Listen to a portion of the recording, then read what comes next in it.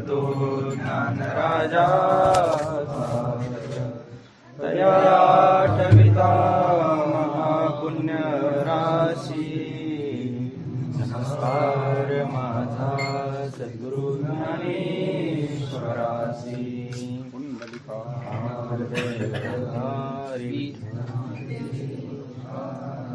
पंढरीनाथ भगवान की जय, ज्ञानेश्वर महाराज की जय, जगद्गुरु संत तुकाराम महाराज की जय, गिरिजी महाराज की जय, बजरंग बली हनुमान की जय, सद्गुरुनाथ महाराज की जय, हर हर महादेव महाराज की जय।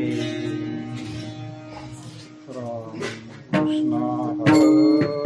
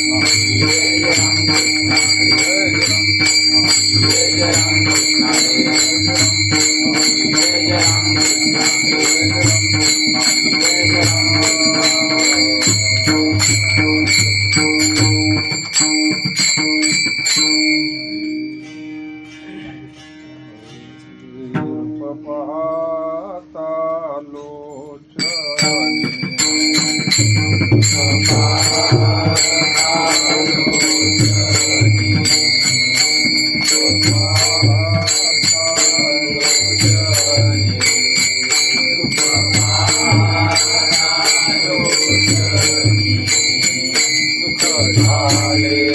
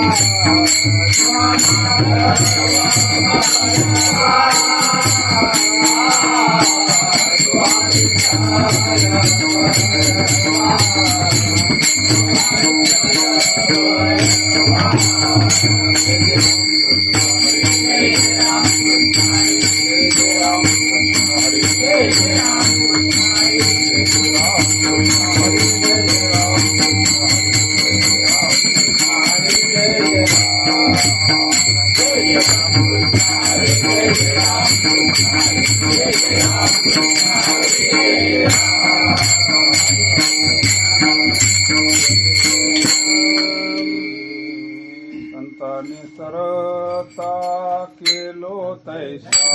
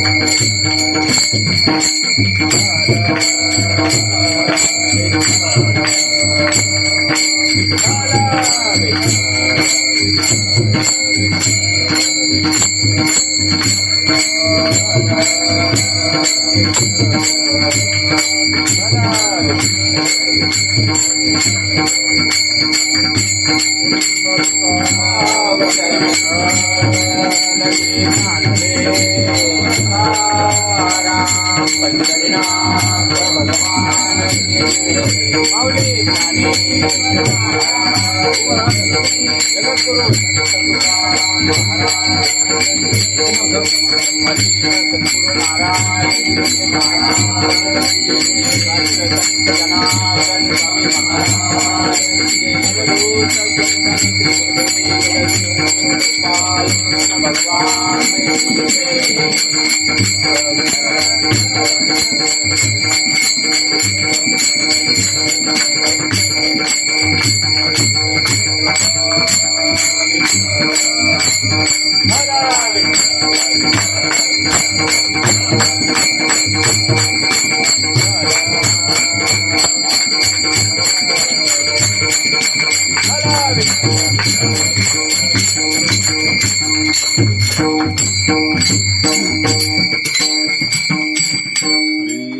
संतांनी सरता केलो तैशा परी चंदनाती बोरी व्यापिल्या गुणदोष याते न विचारी काही ठाव धिला पायी आपोलिया तुका म्हणे आले समर्थाचे मना तुका म्हणे आले समर्थाचे मना तरी होय राणा रंक त्याचा गुणदोष याते न विचारी काही ठाव दिला पायी आपोलिया पांडुरंगा करू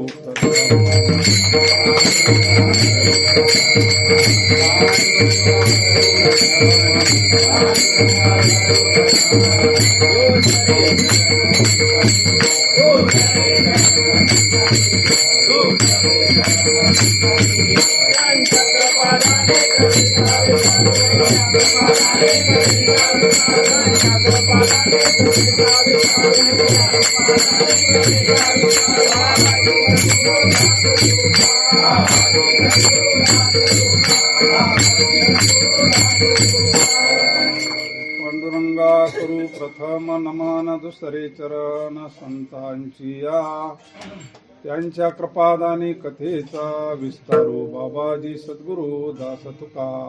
आवाज येतो पाठीमाग? आवाज येतो ना तुम्हाला? शांत येऊ राहिला तुमचा येऊ राहिला म्हणून म्हणलं. तुमचा येतो इकडे, इकाडा येतो का तिकडं?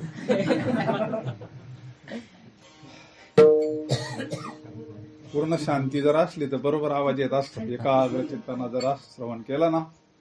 ओम नमो ज्ञानेश्वरा करुणा करा दयाळा तुमचा अनुग्रह लादलो पवन झालो चराचरी महायोग पीठे तटे भीमाराध्यामरं पुंडरीकाय दत्तुं निन्द्रये समागततिष्ठान्तमानन्दकन्दं परब्रह्मलिङ्गं भजे पाण्डुरङ्गम्.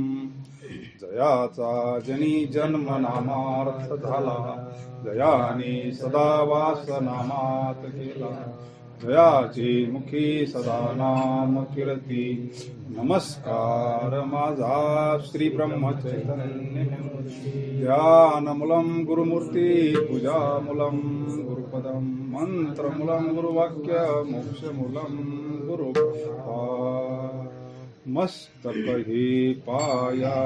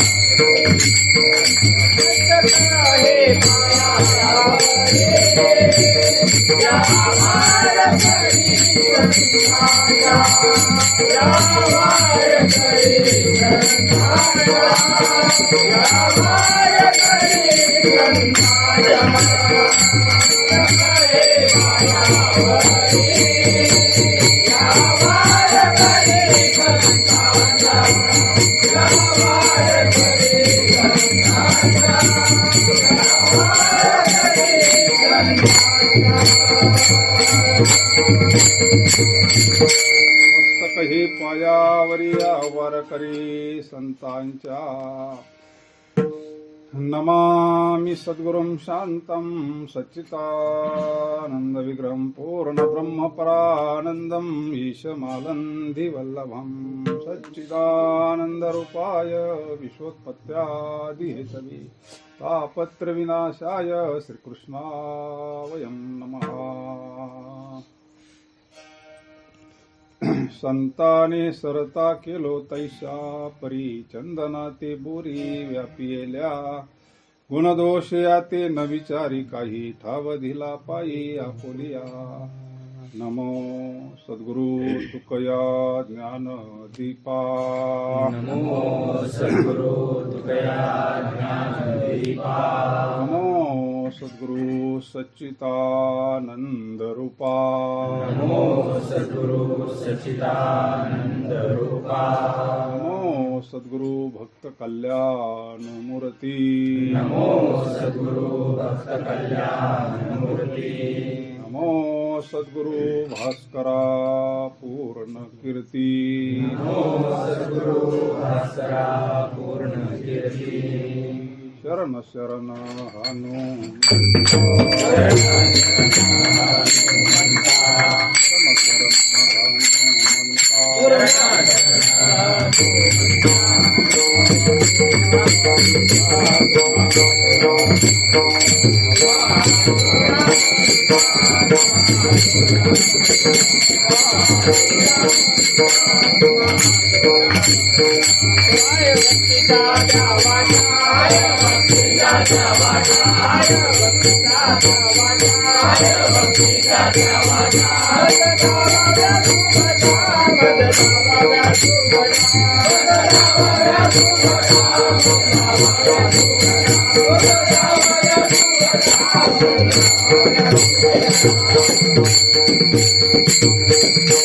वसुदेवसुतं देवं कंसचानूरमर्दनं देवकी परमानन्दं कृष्णं वन्दे जगद्गुरु यत्र योगेश्वर कृष्णो यत्र पार्थो धनुर्धरा तत्र श्रीर्विजयभूतिर्ध्रुवा नीतिर्मतिर्मम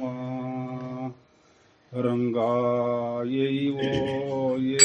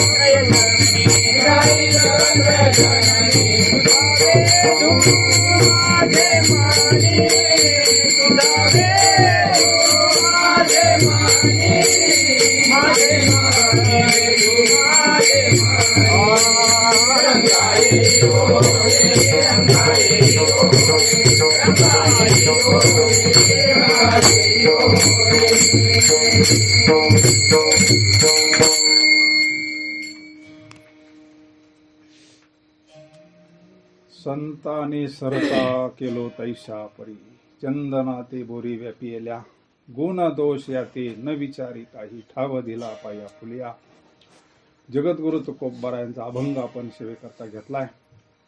आपण नाथांच्या दरबारात आहोत आता. हे सगळं नाथांचं वैभव आहे.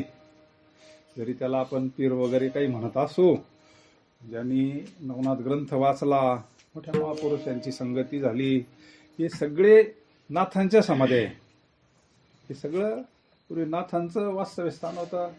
पण त्यांना पुढं भूत भविष्य वर्तमान त्रिकाल ज्ञानी होते. मग आता ते नारायणाचे अवतारच होते, ते काय नाही का.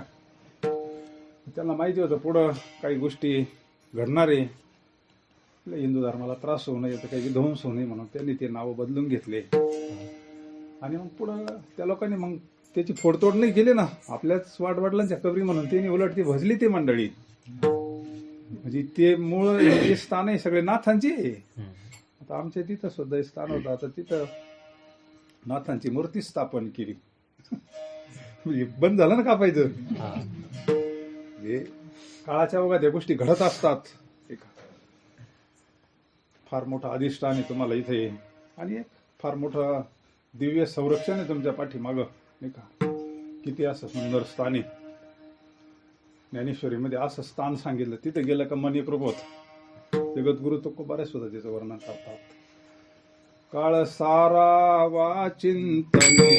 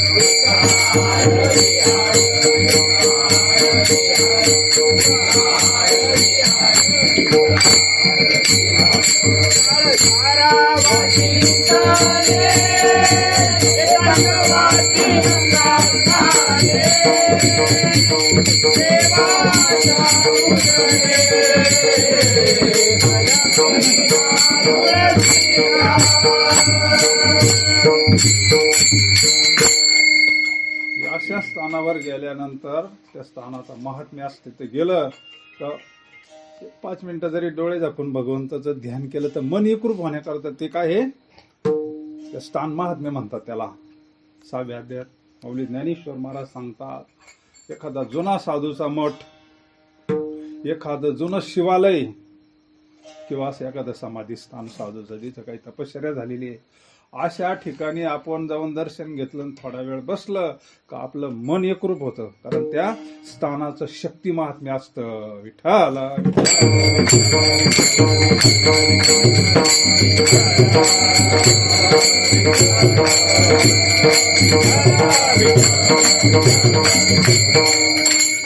एकदा आम्ही पाठीमागं आलो होतो तर बरेच लोक संध्याकाळी दर्शनाला येतात. गुरुवार होता वाटतं त्यावेळेस काहीतरी. बाबांचं लय दिवसाचं तुळशीराम महाराजांची इच्छा होती का एकदा या म्हणले. मागचे कार्यक्रम झाला दत्त जयंतीचा, दुसऱ्या दिवशी आले ते म्हणले चला, पण नेमकं थोडं तिकडे कार्यक्रम असल्यामुळं त्यांना मला आता नंतर येऊ. नंतर आम्ही एकदा आलो तर ते तीर्थयात्रेला. म्हणजे योग येणं आपल्या हातात नसतंय. हे तुका म्हणे आले समर्थाची मना. ज्या वेळेस त्यांच्या मनात येईल ना, नाथांच्या मनात, त्याच वेळेस असा सत्संग घडत असतो. एवढे वैष्णव मंडळी तुमच्याकडे आले नाही का, एवढे संत मंडळी आले, साधू संत येती घरातोची, बाकी ती तशी भरपूर येतील. एवढे वैष्णव मंडळी एका वेळेस येणं हे आपलं भाग्य आहे ना.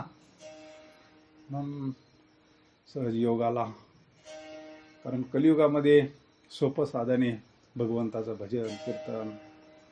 तिने नारायण दिल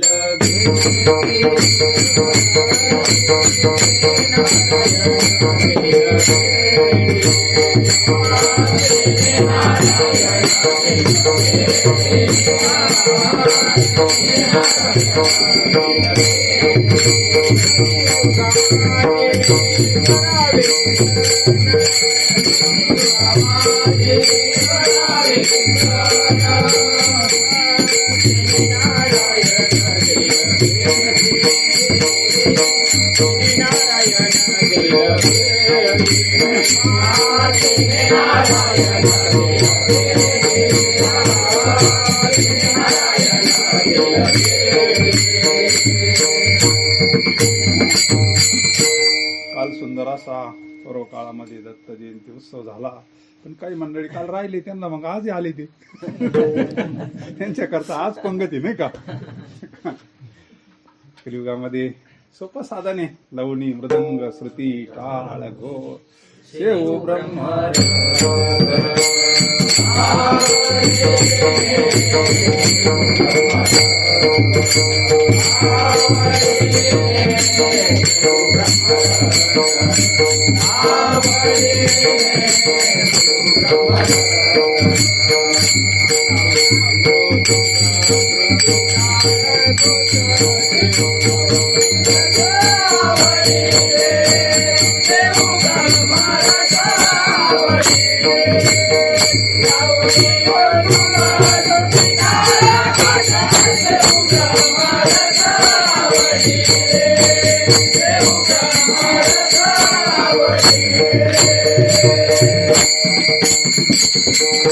जगद्गुरु तुकोबाराय भंडारा डोंगरावर कशा करता जातो एकांतात ह्या रसा करता. आता आपल्याला बाकीचे रस माहिती सगळी व्यवहारातले बाकीचे रस आपण भरपूर पेलोत नाही का, पण हा रस नाही मात्र.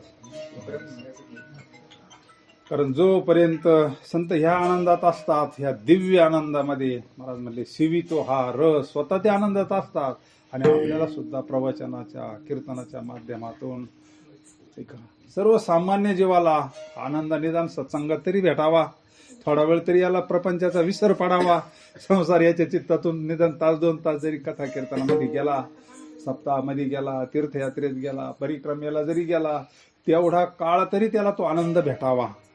शिवितो हा रस वाटितो आणि का या रे हो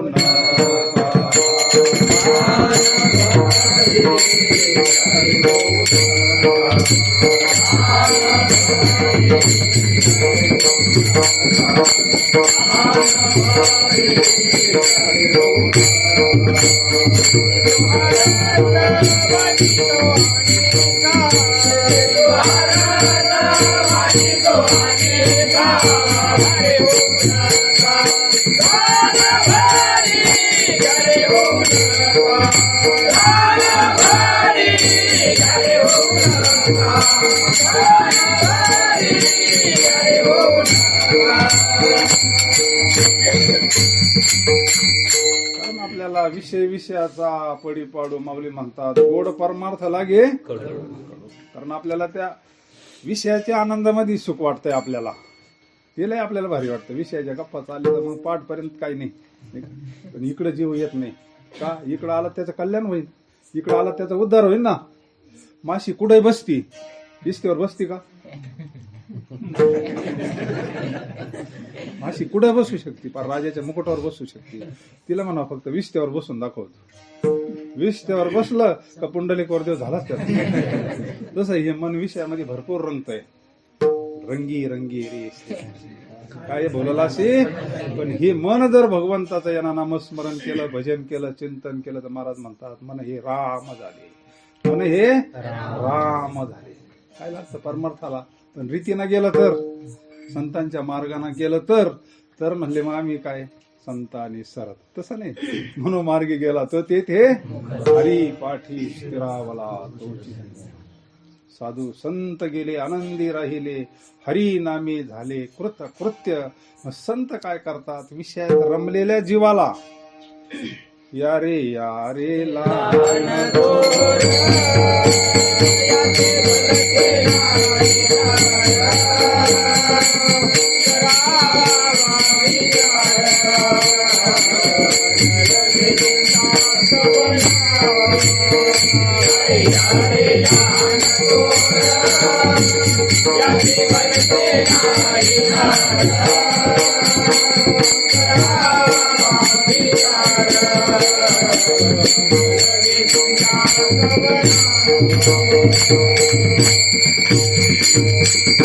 इथं संतांकडे भेद नाही, बंद नाही, कुणी या खट नट यावी नाही का. सकाळांशी येते कलियुगी उद्धार. तिथं काय जानवच पाहिजे, आमकच पाहिजे, तमकच पाहिजे, ब्राह्मणच पाहिजे, आमकच कार्ड पाहिजे, आमकच कुपन पाहिजे, असं बंधन नाही. पण कोणी या संतांनी मुक्त करून टाकलं. लिखा कलियुगामध्ये सोपं साधन नाम संकीर्तन साधन पैसोपे, जळतील पापे नलगती साया, झावी मनांतरा सुखी येतो घरा. संत काय करतात, प्रत्येक काळात संत असतात, प्रत्येक काळात संत सर्वसामान्य जीवाला देव घ्या कोणी, देव घ्या कोणी, आयता आला ते म्हणले देवानं लगे आम्हाला दुसरं प्रपंचातलं काही देत असले तर नवस करून द्या, पण आम्हाला देवा घेऊन करायचं काय. देवाला ठेवायला जागा तर पाहिजे ना. अंतकरण पहिलंच विषयाने भरलंय गच्च, वासना विकाराने अंतकरण असं गच्च भरलंय. देव ठेवायचा कुठं, देव ठेवण्याकरता अंतकरण देवारा कसा लागतो, देवारा पवित्र लागतो ना. तुका म्हणे चित्त करा रे येऊनी गोपाळ राहे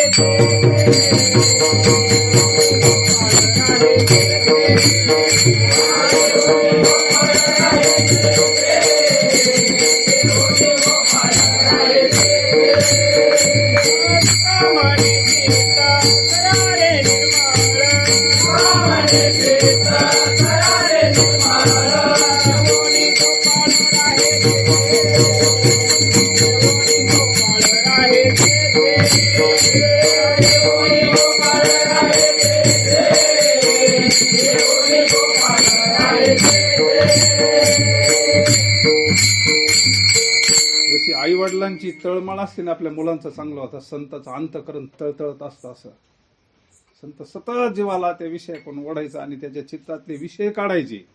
जसं मोबाईल मध्ये काही टाकायचं म्हणलं पहिलं काढावं लागत आहे, तसं आपल्या चित्तामध्ये विषय अशी अनंत काळापासून आपण विषयाचं चिंतन करतो.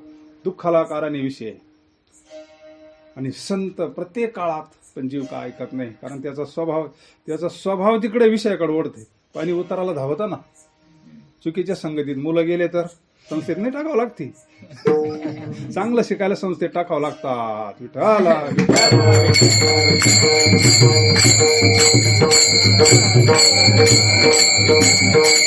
काही मुलं सेवा देतात, पुढे संस्था आहे का सेवा द्यायच्या, काही शाळेत काही पैसे भरावं लागतात का? ते स्वाभाविक गोड आहे जीवाची. तसं स्वभाव आहे जीवाचा विषयाचं चिंतन. संत प्रत्येक संताला त्रास होतो. सगळ्या संत चरित्र पाहतो मी. माऊलीला त्रास झालाय, पण त्यांनी ज्ञानेश्वरी लिहायची बंद नाही केली, हरिपाठ सांगायचा बंद नाही केला. जगद्गुरु तुकोबरायांना लोगावला सगळ्यात जास्त कीर्तन झाले लोगावला देऊपेक्षा. तिथाला परिवाराचा असा होता ना, फार महाराजांवर प्रेम. महिना महाराजांना जाऊन देत रोज कीर्तन. आणि कीर्तनाला तेव्हा काय पैसा लागत होता काय? अरे शुद्ध परमार्थ होता. आणि जोपर्यंत शुद्ध परमार्थ घडत नाही ना, तोपर्यंत समाधान भेटत नाही. विठ्ठल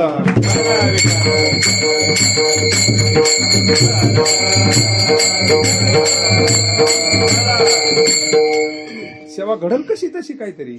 निष्काम पांडुरंगाची ज्यावेळेस सेवा घडल त्यावेळेस सुकृपा करत असतो. मग एक वारकरी होती तिथं लोगावला, लईच त्यांना तुकोबारायांची संगती लागली. आणि काय तुकोबारायांचं कीर्तन म्हणजे फक्त जेवणच करायचं. टाळकरी संगत राहत होते वाजवणारे, काय त्याला काय लागत होतं का? फक्त आमटी भाकरी करायची का कीर्तन? आणि मग एक जण काही महाराजांबरोबरच राहायचा आणि घरची मंडळी मग त्याला बोलायची, काय म्हणले तुम्हाला प्रपंचाचं काय घेणं काय? तुकाराम महाराजांची स्थिती कुठं तुमच्याकडे, पण तुम्ही त्याग केला म्हणले. रोज कीर्तन रोज भजन, घरी काही पाहायलाच तयार नाही. त्याला काही बोलता येईना. महाराजांचा अधिकार मोठा, छत्रपती सारखे साष्टांग दंडोत घालतात त्या काळातले चक्रवर्ती राजे, धर्मज्ञ राजे. एवढा मोठा अधिकार जगद्गुरु तुकोबारायांचा, जगद्गुरु तुका अवतार नाम यांचा. मग तिची कायमची कुरकुर तिला असं वाटलं आता याला ह्या बाबाला काय उपाय करावा. मग एक दिवस तिनं सांगितलं महाराजांना आपल्याकडे बोला म्हणले. महाराजांची आपण जरा पूजा बिजा करू म्हणले. महाराजांना काही थोडं घालू संताशी आसने, पूजा करू काया वाशा म्हणे एका जनार्दनी आपले हे म्हणले. आता तिच्या लावत्या बिचाऱ्या भोळ्या भाविकाला काय माहिती. महाराजांना असं करा, काकडा झाला का स्नानालाच घेऊन या म्हणले. स्नान घालू आपण, पंगत करू, संत भोजन करू म्हणले महाराजाला काय.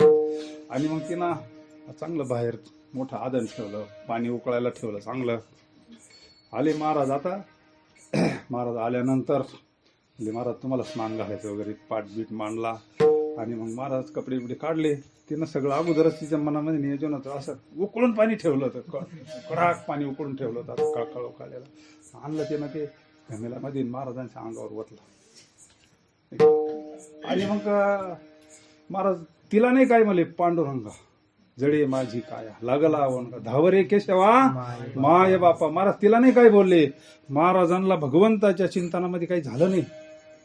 सगळ्या मंडळीने ज्यावेळेस पाहिला ना, एवढ्या ब्रह्मनिष्ठ महापुरुषावर तो असा प्रयोग केला म्हणले तो माझ्या नवऱ्याला एक दिवस घरी राहून दिला म्हणले. त्याचं तर प्रपंचाचं सगळा हे झालंच म्हणले नाही का. माझ्या सुद्धा प्रपंचाचं म्हणजे सर्वसामान्य जीवाची ओढ इकडे. जरी संत आपल्याला सांगतात आणि मग महाराजांनी तरी काही नाही बोलले. महाराज थोडा प्रसाद घेतला आणि महाराज निघून गेले. पण महाराज निघून गेल्यानंतर तिच्या अंगावर फोड उठले. महाराज निघून गेल्यानंतर तिच्या अंगावर फोड उठले. अशी भाजल्यावर कसे फोड उठतात. आणि जे 10 सुरू झाला ना, मोठमोठ्यांना पाळायला लागली मोठमोठ्यांना. मग त्या वारकऱ्यांना सांगितलं, तो जगद्गुरु तुकोबरायनवर असा अन्याय केला म्हणले. अरे ते पांडुरंग स्वरूप झालेले महात्मे, त्यांना काही त्यांच्या केसाला सुद्धा धक्का नाही लागलं, पण तुझ्या अंगावर सगळे उठलं. आणि मग ती मोठमोठ्याला मग कोणीतरी जाऊन सांगितलं, महाराज तिला असं असं झालंय म्हणले. पण संत कसे असतात, कृपाळू सज्जन तुम्ही संत जन करा. आणि मग महाराज म्हणले काय नाही सोपई म्हणले, मी जिथं स्नान केला ना तिथं जी असे चिखले ना म्हणले, तिच्या अंगाला लाव बरं वाटत म्हणले तिला. गेले मग तिथं ती घेरलं तिला, तिचं अंग शांत झालं. विठाला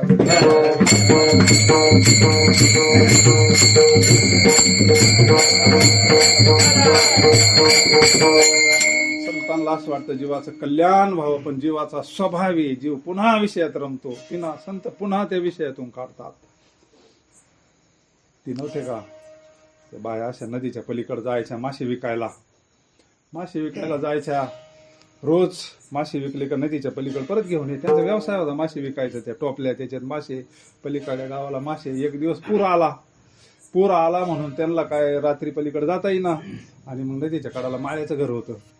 माळ्याचं घर म्हणल्यावर काय सगळी फुलं, जसं आता इथं तुम्ही सगळी फुलं टाकल्यानंतर वातावरण कसं पवित्र होतं, आता माळ्याचं घर म्हणल्यावर सगळी फुलंच ना. आणि मग त्या माशावाल्या बाया त्यांची ओळख असल्यामुळं थांबा म्हणले मुक्कामी, आता रात्र झाली, विजा कडकडत्यात, नदीला पूर आला, सकाळी जा करा आमच्याकडे मुक्काम. बाजरीच्या भाकरी आमटी केले, जेवण बिवणं बेस्ट झाले, आता झोपा म्हणले.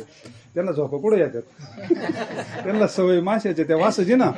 आता इथं माळ्याच्या घरामध्ये तो वास कोणता, काही केलं झोपी ना.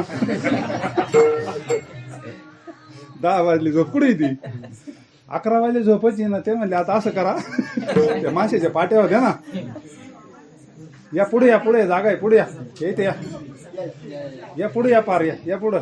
लय लांबून मंडळी आले.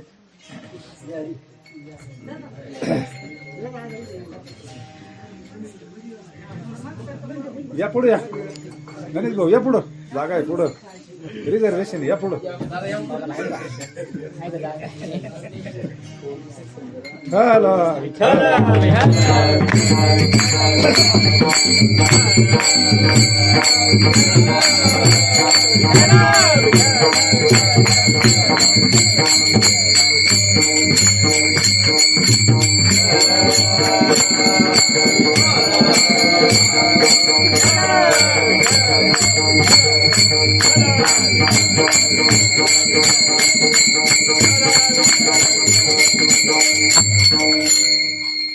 संतानी सरता केलो तैशा परी, चंदनाती बोरी गुण दोष याती, न विचारी काही ठाव दिला पायी आपुलिया. तुका म्हणे आले समर्थाचे, मना तरी होय राणा ग्रंथ. जीव हा आयुष्यभरने अनंत जन्मापासून विषयाचं चिंतन करत आलेला आहे. आणि त्या जीवाला त्याच्यातून काढून शिडी सगट बुडालेला जीव त्याला भगवंत स्वरूपाकडे घेऊन जाण्याकरता संताची प्रत्येक काळावर रात्र सांगतो तुम्हाशी नाही तरी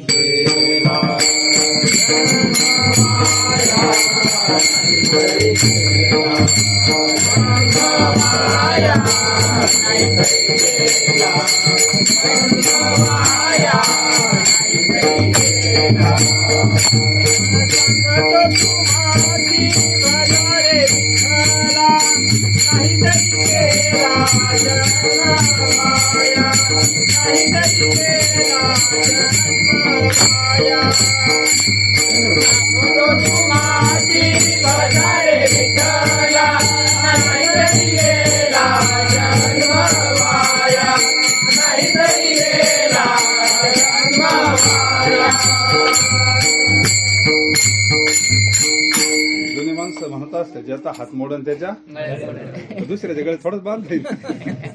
तसे संत प्रत्येक काळात सांगत असतात, नुकसान झालं तर आपलं होईल, फायदा झाला तर. पण राहत नाही ना, आईला राहत नाही. ती म्हणते बाळ्या उन्हात नको मरू, सावलीत मर नाही म्हणायचं तिला, तिला कल्याण करायचंय त्याच्यावाला. तसे संत कधी कधी लय राग आला तर कधी कधी आपल्या पाया पडतात. लागोनिया पाया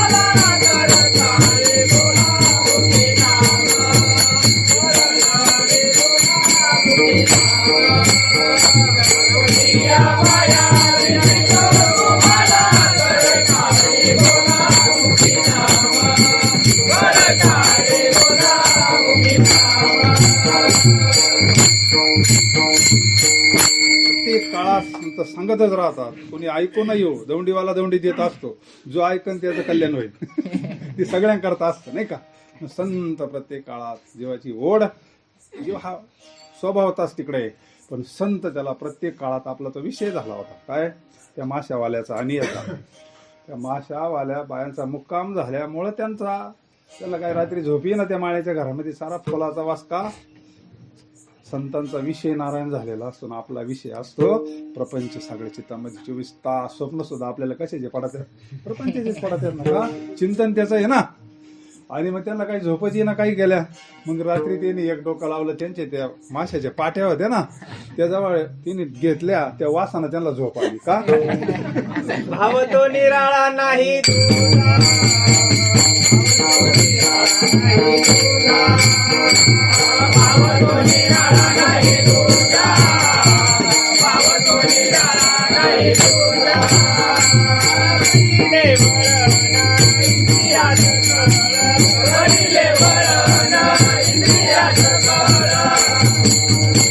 नाही तुझा, नाही तुझा, भाव तो निराळा नाही तुझा, भाव तो निराळा नाही तुझा.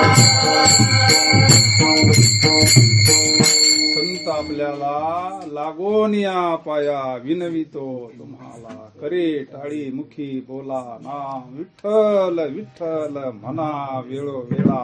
हा सुख सोहळा स्वर्गात नाही महाराज. तिथं जर असतं तर ते कायला म्हणले असते, स्वर्गीचे अमर इच्छिता ती लोका, मृत्यू लोकी व्हावा नारायण नामी, हो जीवन मुक्त कीर्तनी अनंत नाही महाराज.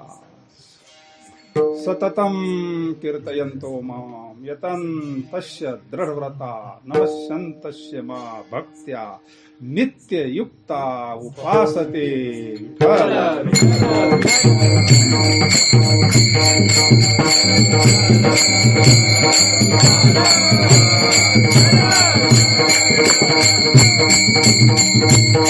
प्रत्येक काळात संत सांगत राहतात. मग जे सांगतात त्यांचं जीवन बदललेलं आहे ना, पलटी बसले ना.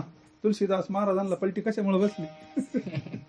तुलसीदास महाराजांच्या जीवनात संत आले, अहो जीवनच बदललं ना. त्या तुलसीदास महाराजांची काय स्थिती झाली होती, रंगले होते ना विषयात लग्न झाल्यावर. जर संत जीवनात आले, संत जीवनात आले ना, आपण जर पूर्ण सर्व भावी दास झालो त्यांचा, तेची माझे हित करीती सकळ, जेने हा गोपाळ भागलिया मज वाहातील कडी. सरत करणं म्हणजे उद्धार करणं. चाल म्हणताना काही काही लोक म्हणत्या सरिता असा शब्द वापरतात. सद्गुरू नारायणगिरी महाराज थांबून म्हणायचे सरिता नाही, सरता. सरता सरता म्हणा, थांबून चाललं. आता हे गायक लोकांना काही त्यांचं लक्ष नसतं त्यांच्यावर. महाराज सांगायचे सरता सरता. सरता म्हणजे जीवन कृतार्थ होणं, सरता म्हणजे उद्धार होणं. विठ्ठल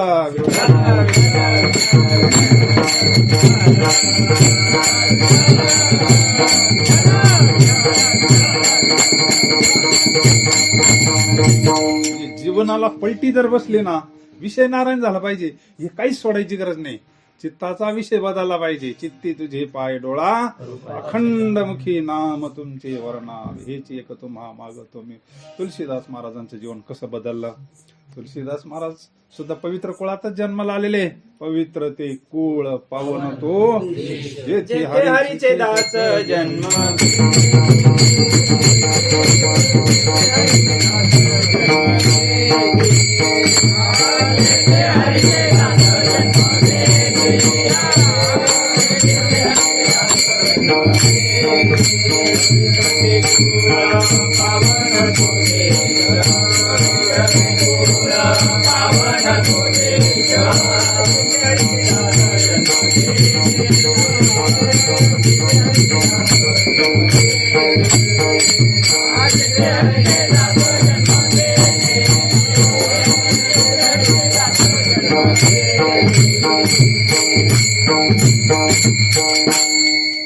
वेद शास्त्री संपन्न असे ब्राह्मण कुळात जन्म आहे. परंतु ज्या वेळेस महाराजांचा जन्म ते नेमकं मूळ नक्षत्रावर झाला. आणि महाराजांचा जन्म झाला तर 6 महिन्याचं जेवढं बाळ असतं तेवढं असं इतकं शरीर त्यांच्यावर मजबूत होतं. बाकी त्यांना विशेष वाटलं थोडं. जन्मतात 32 दात. म्हणजे काही घाबरले, काही वेगळं तर नाही म्हणले. आणि महाराजांचा जन्म झाला तर महाराज जन्म झाला त्यावेळेस त्यांच्या मुखातून राम राम राम राम. जन्म झाल्या आपले पोरं बोलतात का राम राम? आता मोठे माना तो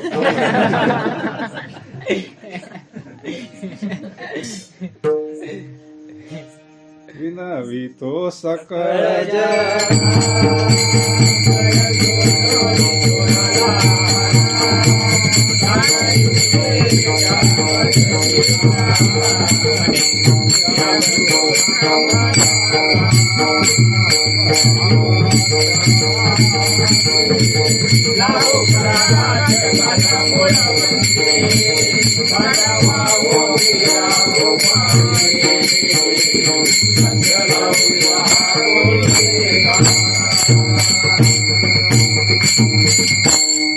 सांगतात राम राम स्मरा. जन्मतःच राम राम म्हणले असं तर आपण पाहिलंच नाही. घाबरल्या बाया. ज्यावेळेस ते जन्म झाला त्यावेळेस लगेच येऊन सांगितलं त्या ब्राह्मणाला. अहो म्हणले असं असं मुलगा जन्म. घाबरले ना सगळे. आता ते लोक लय बेकाड असतात. लय काही वेगळं तर नाही म्हणले. आणि मग त्यांनी हे मुलगा असं काहीतरी याला कुठेतरी नेऊन टाकावं लागेल म्हणले. नाही तर मग आपलं सगळं असं होईन तसं होईन. कोण काय म्हणतं तर कोण काय म्हणतं नाही का. आणि मग आईच्या लक्षात आलं. आईचं अंतकरण कसं असतं नाही का. चुनिया नावाची दासी होती. तिला सांगितलं ह्या बाळाचं सगळं तू कर म्हणले. तरी घेऊन जाय. नाही तर हे ब्राह्मण महाराज हे गंगे सोडून दिल्याशिवाय राहणार नाही करण्यासारखं म्हणले हिला. ती घाबरलेच म्हणले. कारण जन्मता 32 दास कोणच्या मुलीने पाहिलेले नाही. आणि राम राम कोणी पाहिले नाही. ते म्हणले काही पिशाचं वगैरे तर नाही म्हणले. घाबर. अरे ते देवाचं नाम घेतं पण जीवाला कळत नाही ना. योग भ्रष्ट आहे. अवतारी महापुरुष आहे. त्याने किती जन्मजन्मी आम्ही बहु पुण्य केले. तेव्हा या विठ्ठले भगवंताचं नाम मुखात येण्याकरता बहुत सुकृताची जोडी म्हणून ती काही सहज येत नाही महाराज. आणि मग आईनं तिला थोडी दागिने दिले. तिला विनंती केली. आता हिची आई तूच म्हणले. सुनिया दासीनं ते मूल घेतलं आणि आपल्या गावाला घेऊन गेली. काही कालानंतर आईचा देहांत झाला. विठ्ठल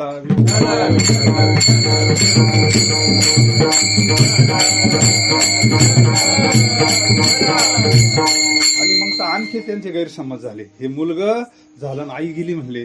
आता तुमचं काय खरं नाही ब्राह्मण. म्हणले बरं झालं ते मुलगा कुठं गेलं काय तपास नाही लागला. आणि मग त्या चुनिया दासीनं इतकं प्रेम केलं. 5 वर्ष आपल्या मुलाप्रमाणे त्याला सांभाळलं. त्याला सगळं सगळं सगळं झाल्यानंतर 5 वर्षानंतर ती सुद्धा देवाच्या घरी गेली. विठ्ठल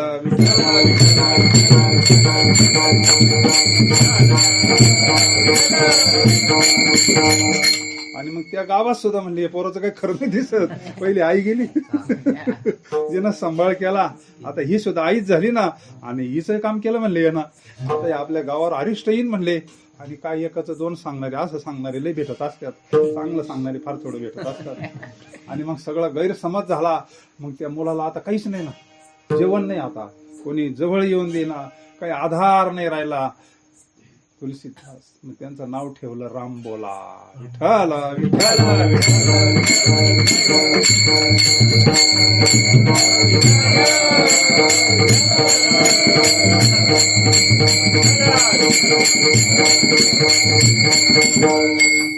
रामबोला. सगळे रामबोला म्हणायचे का. हा जलमला जमल्याच राम म्हणलाय ना. त्याचं नावच रामबोला. असं तेजस्वी मुलगा. असं कोणी दासी गेल्यानंतर घरोघर फिरायचं. कोणी दारात उभं करेना. कोणी भिक्षा देणं. कोणी काय. हाल अपेष्टा व्हायला लागली. आणि नामस्मरण तर भगवंताचं करतोय. रामबोला आहे ना. नामस्मरण चालू आहे. मग 1 दिवसाचा प्रसंग आहे. कसं जीवन बदलतं पहा. त्या गावात नेमकं कीर्तन होतं. आणि रामबोला आता अनाथच झाला होता. काहीच नाही ना. घरी फक्त येऊन कुठंतरी झोपणं. कुठंतरी शेकणं. कुठंतरी दिलं कोणाचं अर्घ असतं ते कोणी देत नव्हतं. दारात कोणी उभं राहत नव्हतं. असं लांब ऐकून कीर्तन ऐकलं तू रामबोलाना. आणि त्या कीर्तनाकारांनी नामाचा महात्मा सांगितला. नाम किती चांगलं आहे. नाम चांगले चांगले माझ्या कंठीला उभारले.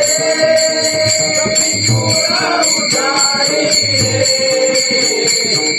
सगळे आपला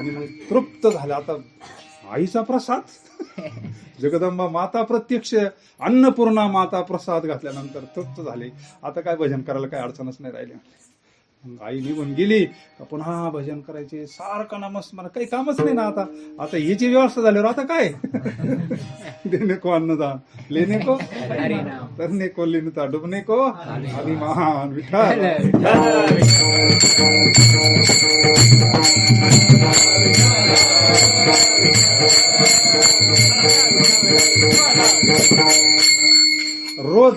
रोज जेवणाचा टाइम झाला का जगदंबा माता येणार आणि रामबावला असं बरेच दिवस एकदम तेजस्वी रूप तयार झालं. असं भजन तयार झाल्यानंतर पण गावातले लोक म्हणले याला कोणीच भिक्षा देत नाही, कारण गावामध्ये सगळी दौंडी देऊन झालं होतं ना, याला कोणी काही द्यायचं नाही. अरे म्हणले मग हा जगतो कस काय. लोक यायचे ना रानामध्ये शेतामध्ये पाहायला, त्या शेतकरी म्हणायच्या रामबावला इतका तेजस्वी कस काय, धष्टपुष्ट पार एकदम असा तेजस्वी, आणि याला तर कोणी भिक्षा देत नाही गावातलं, होतं काय. आणि रोज असं 6 महिने कार्यक्रम चालला. जगदंबा माता रोज ठरलेल्या टायमाने प्रसाद द्यायची.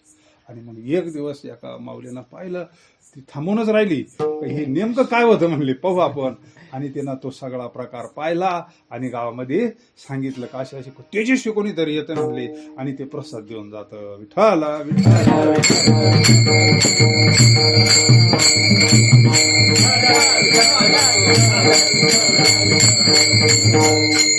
आणि मग भगवान भोले बाबांना ठरवलं आता रामबावलाची व्यवस्था आपल्याला करावं लागेल म्हणले. आता याची काहीतरी पुढची व्यवस्था करावं लागेल. आता इतका काळ त्याला आपण सांभाळला म्हणले. आणि मग भगवान परमात्म्याला ते नरहरी महाराज एक महापुरुष होते, एक अधिकारी महापुरुष, त्यांना आज्ञा केली का असा माझा एक भक्त आहे म्हणले, अशा ठिकाणी भगवंताचं चिंतन करतोय. आता चिंतन करतोय रामनामाचं आवडतंय भोले बाबाला. भेदे का हो ना. भजन करी महादेव रामपूजी एक एकाचे हृदय गुडी, कैलास राणा शिवचंद्रमती फणींद्र माथा मुकुट. भेद आपले ते हो, भेद आपल्या बुद्धीत घुसलेला, तो निघायला तयार नाही ना. म्हणले विष्णुमय जग वैष्णवांचा भेदा भेद.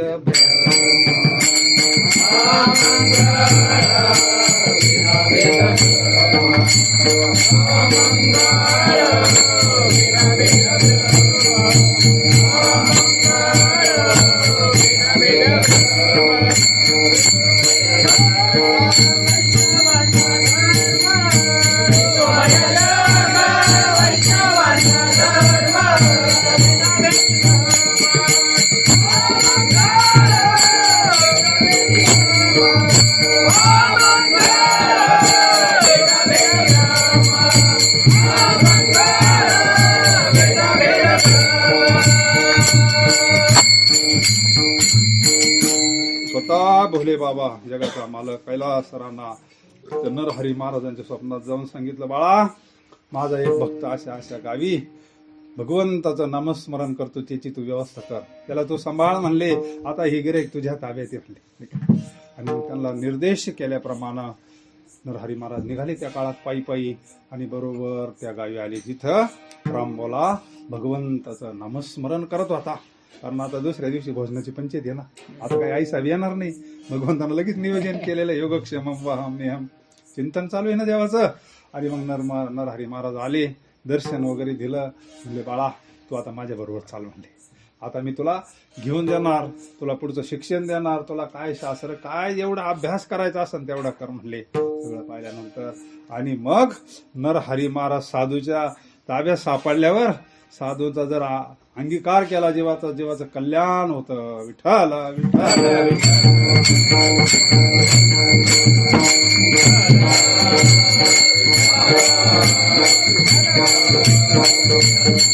आणि मग आपल्या आश्रमावर घेऊन गेले. त्यांचं फार मोठं ऐश्वर होतं.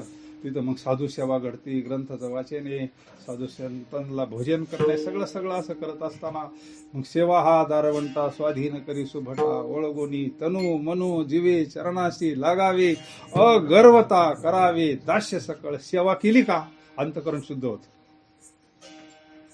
नुसतं वाढलं जरी नाही एखाद्या मोठ्या सप्त्यामध्ये, झाडून जरी घेतलं तरी अंतकरण शुद्ध होतं. भजन केल्यावर तर होतच, तो तर वाचलंच नाही काही, पण तिथं सेवा जरी केली ना तरी अंतकरण शुद्ध होतं. अजून काय होतं, सेवेचा सगळ्यात मोठा फायदा असेल तर अभिमान नष्ट होतो.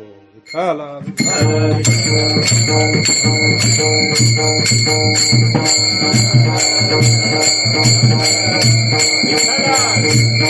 जोपर्यंत अभिमान येतोवर देवही जवळ घेत नाही, साधू जवळ घेत नाही.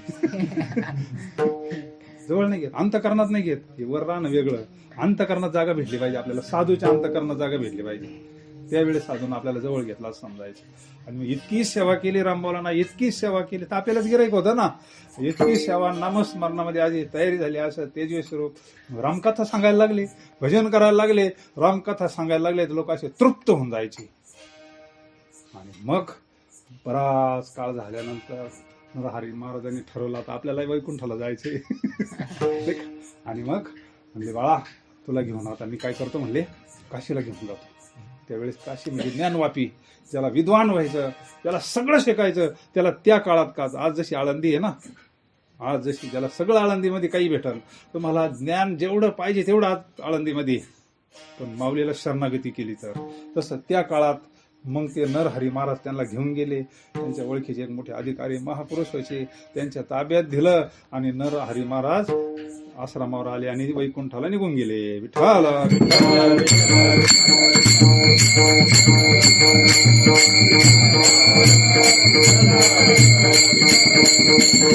भगवंत सांभाळतो म्हणजे कोणाच्या तरी माध्यमातून सांभाळतो. पुढची सोय लावल्यावरच वैकुंठाला गेले.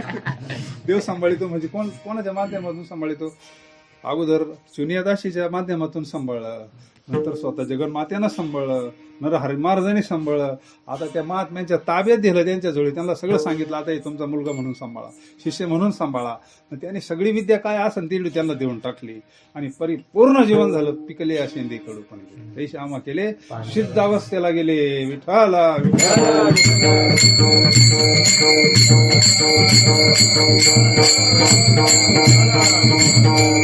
आलेच होते. आम्ही वैकुंठवासी आलो बोलिले जे ऋषी साच का म्हणे मज धाडिले निरोपा मार्ग हा सोपा. आता सर्वसामान्य माणसाला हनुमान चालीसा सांगायची, सर्वसामान्य माणसाला रामनामाचं महत्व सांगायचं आहे ना. जगाच्या कल्याणा संताच्या विभूती देह कष्ट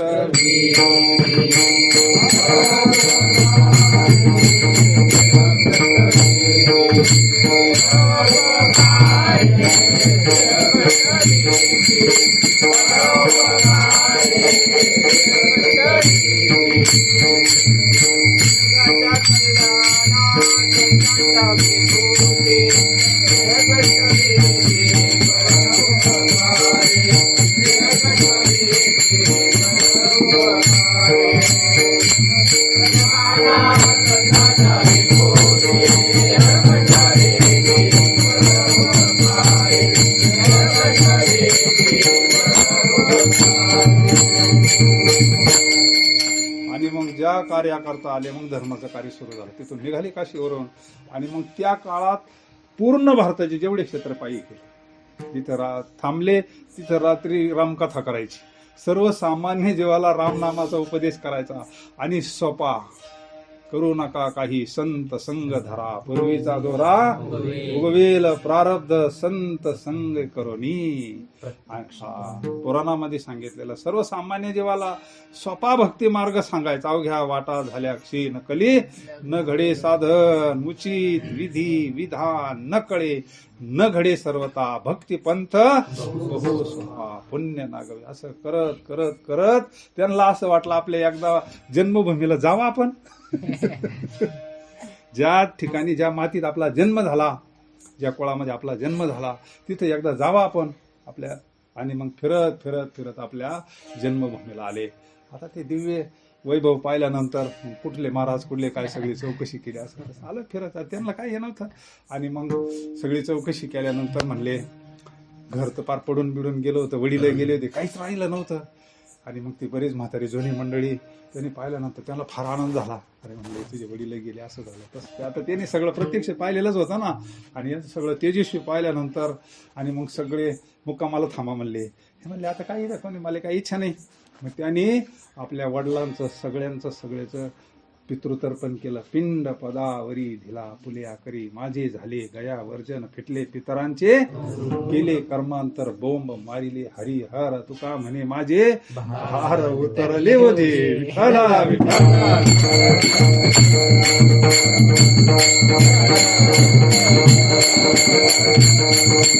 येथ वडील जे जे करती तया नाम धर्म ठेवीती, येरती अनुष्ठिती.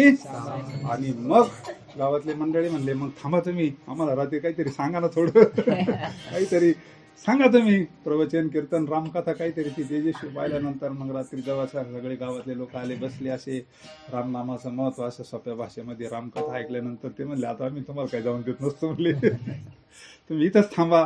2 दिवस थांबले, 4 दिवस थांबले, 8 दिवस. मग ह्या घरी जेवायला त्या घरी जेवायला म्हणले, आता असं करा, तुमचं घरच आम्ही बनवून देतो, तुम्ही इथंच थांबा म्हणले. सगळं गाव एकत्र आलं, बेस्टपैकी असं पर्णकुटी भारी बनवून दिली.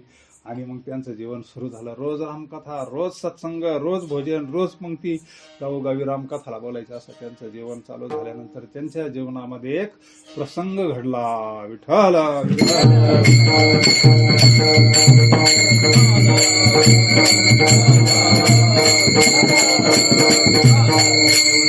शेजारच्या गावाचा एक विद्वान ब्राह्मण, भगवान भोले बाबाचा उपासक, एकनिष्ठ भक्त असा, रोज रामकथा श्रवण करायचा. त्याला एकुलती एक मुलगी होती, फार सुंदर अशी मुलगी होती. त्याच्या मनात असं यायचं, आपली मुलगी रामबोलाला देऊन टाका. मग तिचे आचार्य होते ना, काशीचे आचार्य, त्यांनी त्यांचं नाव ठेवलेलं आहे तुलसीदास. विठ्ठल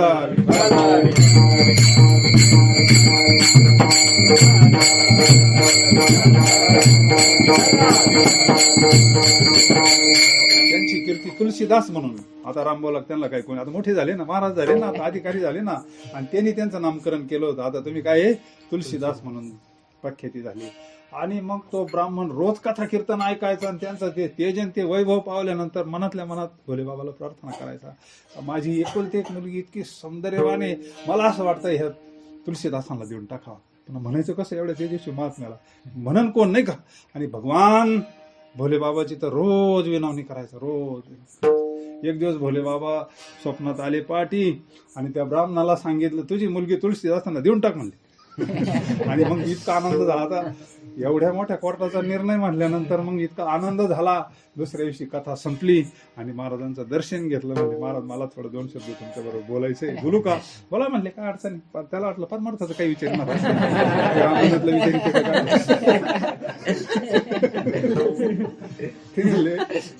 माझी एक मुलगी म्हणली एकुलती एक, मला असं वाटतं तुम्हाला द्यावी.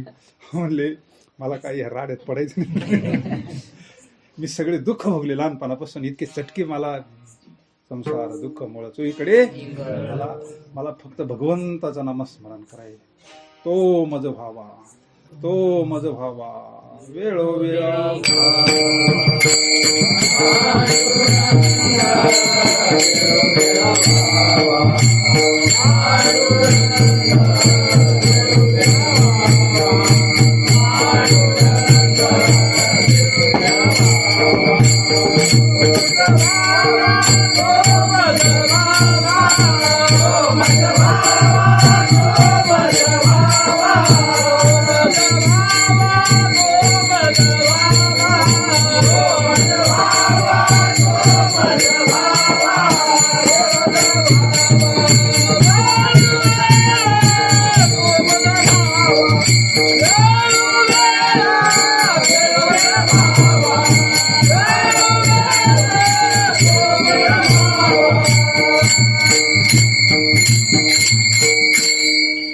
सांगितलं, मला भोले बाबाचा आदेश झाला म्हणले, भगवान शंकराचा आदेश झाला, माझी मुलगी तुम्हाला द्यायची म्हणले. मला एवढं माहिती आहे, मी तसं जाणार नाही म्हणले तुमच्या इथून. त्यांनी सांगितलं, मी तुमच्या पाया पडतो, मला याच्यामध्ये तुम्ही ओढू नका, मला याच्यामध्ये पडायचं नाही बंधनामध्ये, तुम्ही तुमची मुलगी कोणाला देऊन टाका. ते म्हणले, पण मला भगवंताचा आदेश आहे ना, ते का सामान्याचा आदेश नाही ना, आणि माझ्या मनातून ठरलंय ना म्हणले. त्यांनी सांगितलं. ते ब्राह्मण म्हणून, मी जात नसतो तुमच्या घरातून. तुलसीदास महाराज मध्ये झोपली, ही बाहेर दारातच बसून राहिले, पाणी घेईना, जेवणही करीना. त्याला वाटलं कायला चंडी आता एक ब्राह्मण तर काय जायना. लोक विचारायची कोण आहे? अहो म्हणले तुम्ही जा म्हणले, तुमच्या पाया पडतो म्हणले, तुम्ही इथं थांबू नका. नाही म्हणले जोपर्यंत तुम्ही हा म्हणत नाही तोपर्यंत जात नाही. दुसरा दिवस उगावला, ब्राह्मण हटायला तयार नाही. अहो 3 दिवस अन्न नाही पाणी, सगळं गाव गोळा झालं. अडचण काय म्हणले बाबा तुमची? म्हणजे माझी मुलगी तुळशीदासांना द्यायची. तुळशीदास तर काही केलं ऐकायला तयार नाही कोणाचं. त्यांनी सांगितलं तुम्हाला भगवान भोले बाबाचा आदेश झाला, पण मला नाही झाला. मला जर झाला तर मी स्वीकार करीन म्हणले. ब्राह्मण म्हणला तुम्ही सुद्धा भगवंताचं रात्रभर चिंतन करा भोले बाबा, तुम्हाला सुद्धा आदेश होईल. आणि मग त्यांनी सुद्धा आता भोले बाबाचं सगळं त्यांना आदेश लहानपणापासून ते जीव खाली घालतात ना. आणि मग त्यांनी भोले बाबाची प्रार्थना केली, त्यांना सुद्धा आदेश झाला तू याचा स्वीकार कर. विठ्ठल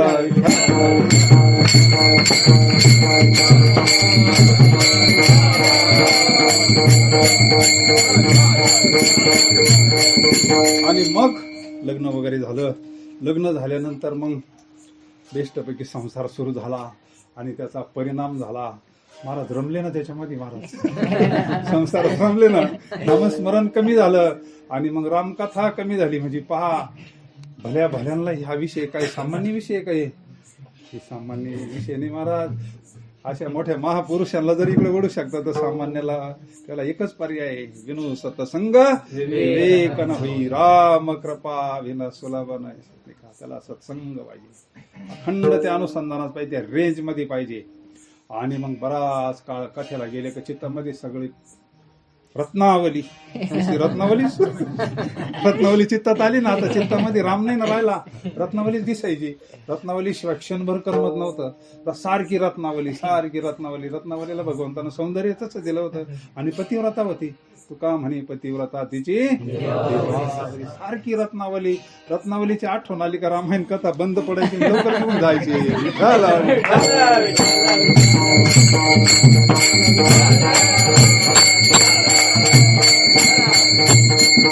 एक दिवस वडील भेटायला आले. म्हणले इतके दिवस झाले लग्न होऊन रत्नावलीला पाठवा, तिची आई आजारी पडली.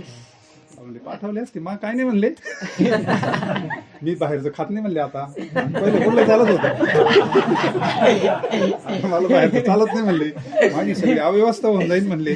तुम्हाला आवडत असलं तर घेऊन जावं म्हणले. सासरे कायला नाही येतात मग. एकदा भाऊ आले, म्हणले आईला आजारी पडली, किती दिवस झाले लग्न होऊन, तुम्ही एकदा येऊन नाही दिलं. माझं काही म्हणणं नाही, तिला खुशाल घेऊन जा म्हणले. पण माझी इथं व्यवस्था अशी होती, मी मला उपाशी ठेवायचं खुशाल घेऊन जा. आता ते काय नाही ती म्हणजे त्यांना गोडीत वाटा लावायची.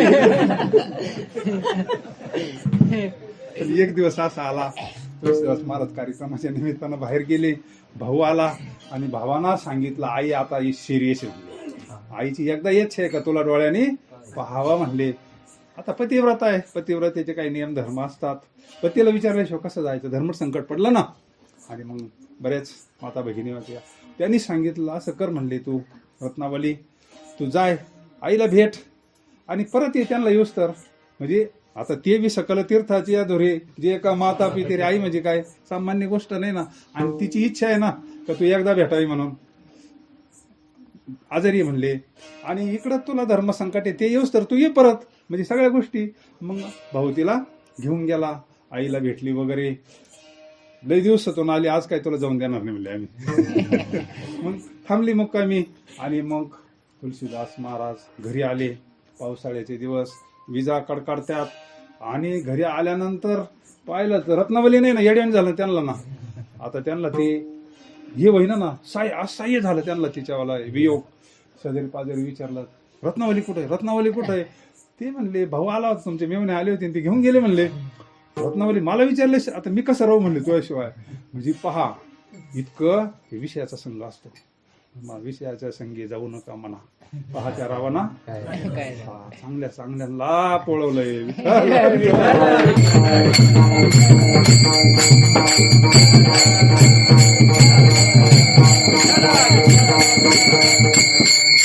म्हणजे त्यांचा त्यावेळेस विवेक नष्ट झालेला आहे. विवेक जर नष्ट झाला ना, विवेक नष्ट झाला तर सगळं जीवन मातीत जात असतं महाराज. विवेक परमार्थामध्ये आणि विवेक असतो संतांकड. चंद्र तेथे शंभू तेथे अंबिका, संत तेथे विवेका आसनेची. विठ्ठल विठ्ठल.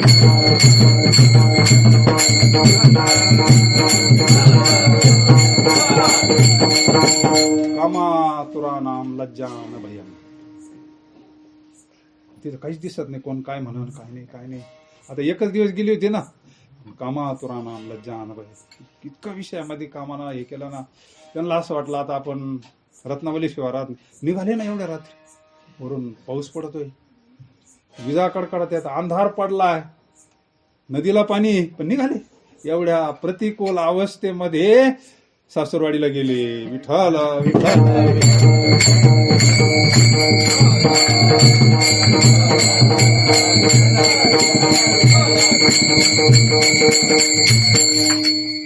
प्रतिकूल स्थिती, एकदम प्रतिकूल अवस्था आहे. मूळ त्यांचं चरित्र पाहिलं तर भयान प्रतिकूल अवस्थेमध्ये गेलेले सासरवाडीला. कोणी जागा असं एवढे 12 वाजता 11 वाजता सगळे झोपलेले, शांत वातावरण आहे. वर कसं जायचं तिथं वरच्या मजल्यावर, आणि मग अंधारे चढत चढत वर गेले. तिला उठवल्यानंतर तिला असं वाटलं यांना सगळे कपडे ओले झालेले, असे झाडाने वरंबडलेलं, त्या अवस्थेमध्ये तिनं पाहिल्यानंतर यांना असं वाटलं हिला जरा बरं वाटन, पाहुणचार करीन सासरवाडीची माणसं. आता जरा तिनं ते पाहिल्यानंतर भगवंताची कृपा होणार होती. तिनं पाहिल्यानंतर म्हणले एवढ्या प्रतिकूल स्थितीमध्ये तुम्ही कसे आले. एवढ्या त्यांची जी स्थिती पाहिल्या, पाऊस पडतोय धडाधडा, नदी वाहती म्हणले, आणि एवढे वर चढून आले तुम्ही, एवढ्या प्रतिकूल परिस्थितीत इथे आले कसे. मग त्यांना सांगितलं, असं आलं. सगळं वर्णन केल्यानंतर त्यांनी सांगितलं, पण तुम्ही आले कशा करता, ह्या देवावर एवढं प्रेम करता. हे काय 9 मास कष्टलाशी गावे त्याचं केलं ना. हा देह नाशिवंत मळमूत्राचा बांधा, वरी चर्म घातले रे क्रमी कीटकाचा सांधा, रव रव दुर्गंधी अमंगळीचा बांधा, भजे त्या हरिहरा. अरे वरून प्लॅस्टर म्हणून बरं आहे. मजाला समाता म्हणली प्लॅस्टर नसताना दिवसा एक कावळ्या कुत्र्याने आपले लचके तोडले असते. विठ्ठला विठ्ठला.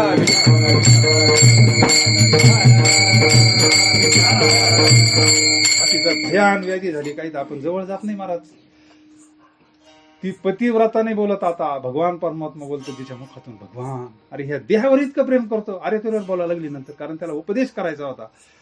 ह्या देहावर एवढं प्रेम केलं, ह्या देहावर, या नासक्या कुचक्या देहावर एवढं प्रेम, इतकं प्रेम जर भगवंतावर जर केलं म्हणले, एवढंच करायचं, जास्त नाही. एवढ्या प्रतिकूल स्थितीमध्ये तू आलाय म्हणले रात्री, एवढं प्रेम जर त्या रामावर केलं, राम म्हणतात भगवान परमात्मा तुला प्रत्यक्ष दर्शन देईन. विठ्ठल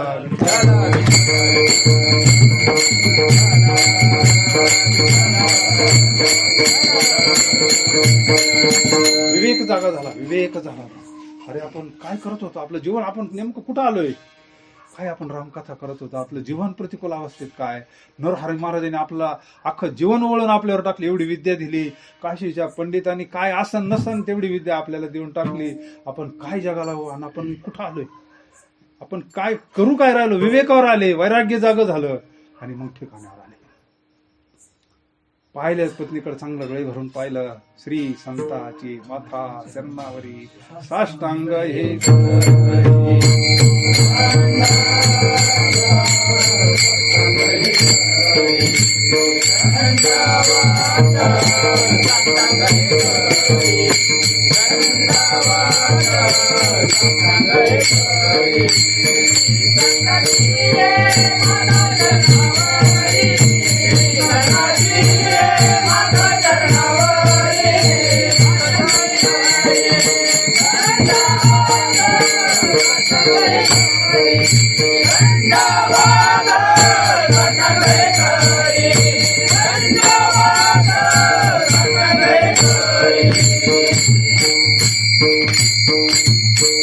तुलसीदास महाराजांनी हात जोडले तिला.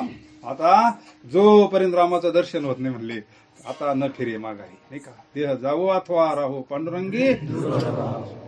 निघाले तुळशीदास महाराज, एवढ्या रात्री निघाले. निघाल्यानंतर सासरे उठले, मेवणे उठले. असं नका करू, बोलली असं बा आमची पोरगी, जाऊ द्या जावई म्हणले. म्हणले अरे तिचा मला, तिच्या मुखातून भगवान परमात्मा बोलले, ती माझी सद्गुरू म्हणले. आता तिच्या मुखातून प्रत्यक्ष भगवान माझं आराध्य दैवत राम बोलतं म्हणले, सद्गुरू बोलतात. तिनं माझं कल्याण केलं, तिनं माझं काही नाही, मला खरं जाग केलं म्हणले. कुठा जागी वारे आता, तिनं माझं हिताच्या ठिकाणी जाग केलं. हित ते करावे. निघाले महाराज, निघाले. निघाले मेवणे मागं पळतात, जाऊ द्या दाजी, सगळे पडतात, पाय पडतात, आडवे पडतात. त्यांनी सांगितलं मी आता संन्यास घेतलाय म्हणले, त्याग झालाय म्हणले, मला आता मी परत नाही पाला, काही झालं तरी मी ऐकणार नाही म्हणले. बऱ्याच पुढच्या गावापर्यंत मेवणे त्यांच्या मागं पळत होते, जाऊ द्या म्हणले दाजी. आमची बहीण बोलली असं म्हणले, पण आम्हाला पदरच घ्या. अरे ती बोलली नाही, तिनं माझं कल्याण केलं म्हणले. शेवटी नाईलाज झाला, सगळे प्रयत्न संपले आणि मेवणा मागा आला आणि सांगितलं आपल्या बहिणीला, आता तुळशीदास मागा येत नसतो म्हणले, आता जोपर्यंत त्याला भगवंताचं दर्शन येत नाही ना तोपर्यंत नाही म्हणले. रत्नावली पतिव्रता होती, रत्नावलीला हात जोडले, भगवंताचं स्मरण केलं आणि रत्नावलीना देह ठेवून दिला. विठ्ठल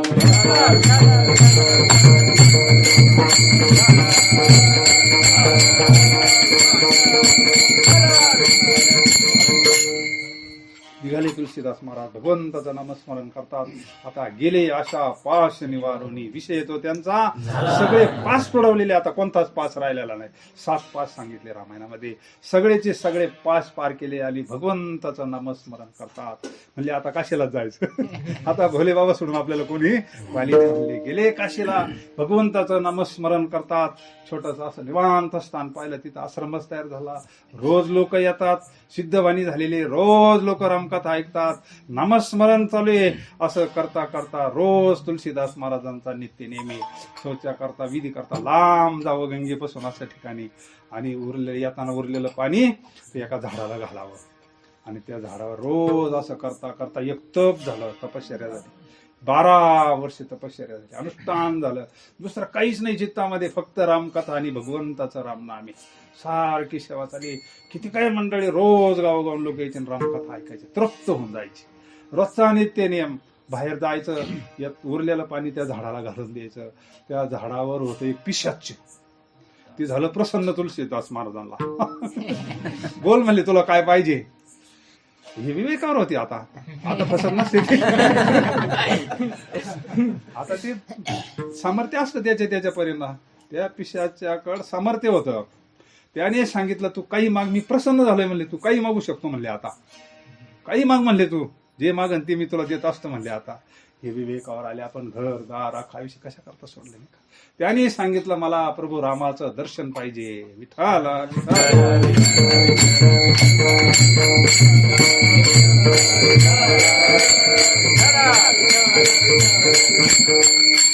बळे भूत बाधा. हा मग ते लांब सरकलं, रामाचं नाव घेतलं. ते रामाचं नाव घेतलं, लांब सरकलं. दुसरं काहीतरी माग रे म्हणले, तू ते सोडून काही माग म्हणले, ते आमच्या हातात नसतं म्हणले, तू दुसरं काहीतरी माग ना. ते म्हणले मला दुसरं काही नाही लागत, न लगे मुक्ती धन संपदा, मला रामाचं दर्शन पाहिजे, ते सगुणात पाहिजे, सगुणात पाहिजे, ते बी दशरथी रामच पाहिजे म्हणले मला. ते म्हणले हरी प्राप्तीशी उपाय धरावे, अरे संता विन प्राप्ती नाही ऐसे वेद दिती गाही. विठ्ठल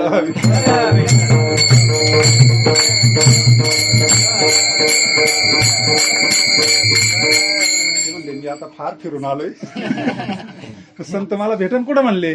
हा पत्ता सांगन म्हणले तुला, मी तुला वाट सांगी त्याच्या पुण्या नाही पार होती उपकार अगणित. सामान्य रस्ता सांगितला तो उपकार होत्या, परमार्थाचा दिव्य मार्ग तो मार्ग मी तुला सांगन म्हणले. मी तुला भगवंताची प्राप्ती करून देऊ शकत नाही म्हणजे. तुला कसं काय सगळं माहिती, मी स्वतः परमार्थामध्ये भरपूर आदवलो म्हणले. गर्वामध्ये झाली सर्व हानी, मुका झालो वाचा गेलो, माझी गर्वाना आणि मानाना माती केली म्हणले, मला फार पिशाचे युनिट घातलं, पण मी तुला मार्ग सांगत असतो म्हणले. तुझी जी रामकथा चालते ना म्हणले, त्या रामकथेमध्ये प्रत्यक्ष बजरंग बली येऊन श्रवण करतात म्हणले. पण अशा वेशात येतात, तुला कळत नाही म्हणले बाळा. अरे त्यांना जोर शरण गेला ना, शरण शरण हनुमंता तुम्हा आय बघ, तुला वाट दाखवतील म्हणले भगवंत प्राप्तीची. म्हातारे ग्रस्त आहे म्हणले, अंगावर असे चट्टे उठलेले म्हणले, जवळ कोणी बसत नाही म्हणले त्यांच्यावाल्या. सगळ्यांच्या अगोदर येतात, काठी टिकीत कथा सुरू व्हायच्या अगोदर येतात, असे शांत ठिकाणी बसतात, एकाग्र चित्तानं कथा श्रवण करतात आणि सगळे गेल्यानंतर शेवटी जातात. ते तुझे सद्गुरू आहे. विठ्ठल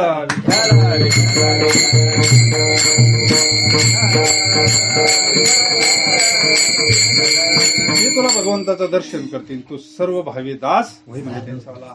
आणि मग त्यांना असं उत्कंठा लागली कधी रामकथा चालू होईल, कधी मला भगवंताचं दर्शन होईल, कधी सद्गुरूंचं दर्शन होईल. संध्याकाळ झाली, भजन चालू झालं, म्हातारी ग्रस्त आले, काठी टिकी टिकी टिकी टिकी शांत बसले. रामकथा, यांचं लक्ष सगळं त्यांच्याकडं. रामकथा झाली, सगळे लोक निघून गेले. बाबा काठी टिकी टिकी अशी बाजूला झाली. सगळ्या लोकांना जाऊन दिलं, कोणाला माहिती तर नाही झालं पाहिजे ना, आता खरं गुई हे करायचंय ना. सगळे लोक पुढे गेल्यानंतर परापा चालते ती म्हातारी, मला पाय उचलून चालले. हे पळत गेले आणि गेले तसे पाय झाले. अरे बाबा म्हणले मला हे सगळा रोग आहे, तुला होईन ना म्हणले, तू माझ्या जवळ कशाला आला म्हणले, आता हे रोग लय भयान असतो म्हणले. ते म्हणले मी पाय सोडत नसतं म्हणले, तुम्ही काय दुसरे तिसरे कोणी नाही, तुम्ही स्वतः बजरंग बली म्हणले. नाही रे अरे तू येडाय म्हणले, मी कशाला आलो, मी तर तुझी कथा ऐकायले, तू खरा महात्मा आहे म्हणले, तूच मला पदरात घे बाबा म्हणले. नाही म्हणले मी काय तुमचे पाय सोडणार नाही म्हणले. पक्की अशी पायाला कवळी घातली, काही केलं सोडून मला आता दर्शन द्या. मग बजरंग बलीला अशा दिव्य स्वरूपामध्ये तेजस्वी स्वरूपात दर्शन दिलं. मग पाहिल्यानंतर समाधान झालं. समाधान झाल्यानंतर जीवन प्रताप झाला. आणि मग सांगितलं काय तुझी इच्छा आहे, मला भगवंताचं दर्शन पाहिजे म्हणले, मला प्रभू रामाचं जसाचे दर्शन पाहिजे म्हणले.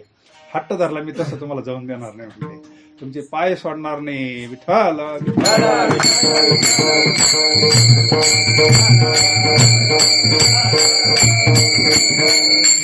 ठीक आहे म्हणजे उद्या तुला 12 वाजता दर्शन होईल म्हणले. तुझ्या आश्रमावरून भगवंत येईल, दर्शन कर, तुझं जीवन कृतार्थ होईल म्हणले.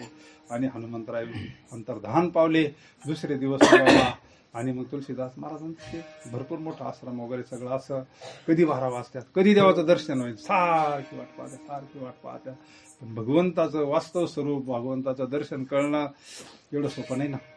आणि मग तिथून एक असे राजेची स्वारी, तेजस्वी, भले मोठे असे घरात असा तेजस्वी सगळे पाहते त्यांच्याकडं.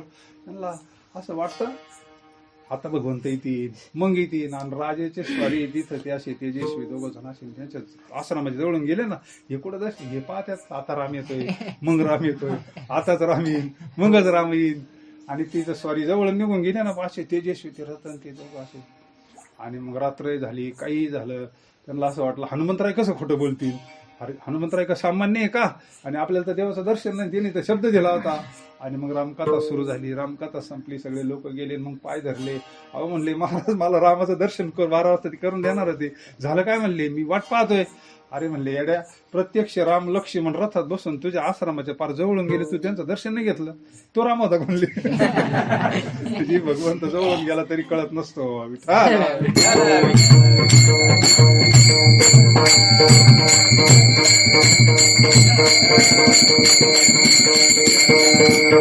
नाथांच्या घरी पाणी भरलं, कुठं मेळ लागून दिला हो.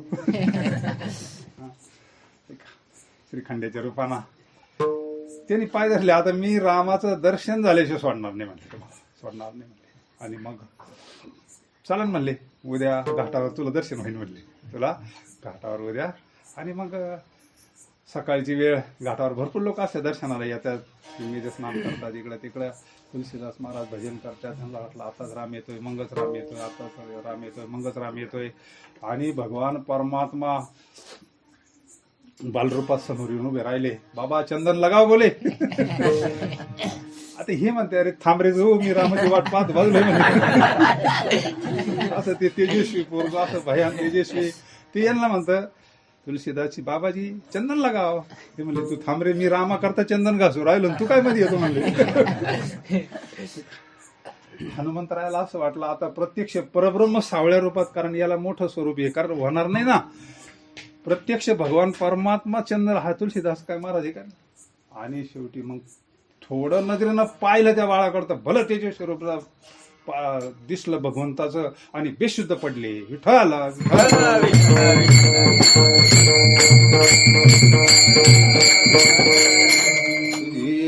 ढळी कोटी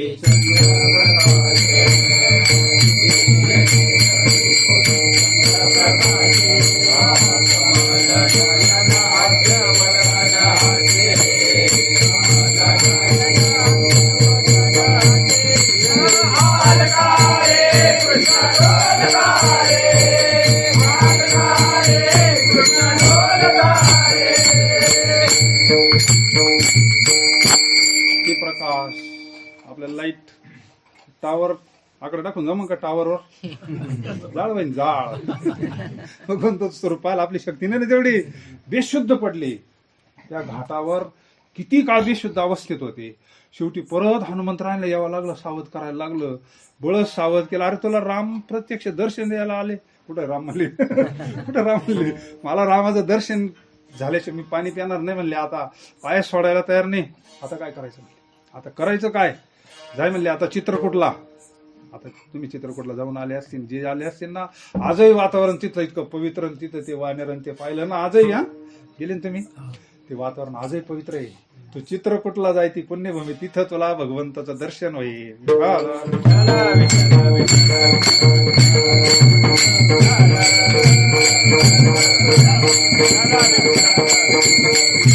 गेले चित्रकूटला. चित्रकूटला नंतर पाहते इकडून राम येतो, तिकडून राम येतो, इकडून राम येतो. आता काय नाही का. आणि मग परत भगवान परमात्मा आले. भगवान परमात्मा आले बालस्वरूपात दर्शन द्यायचं.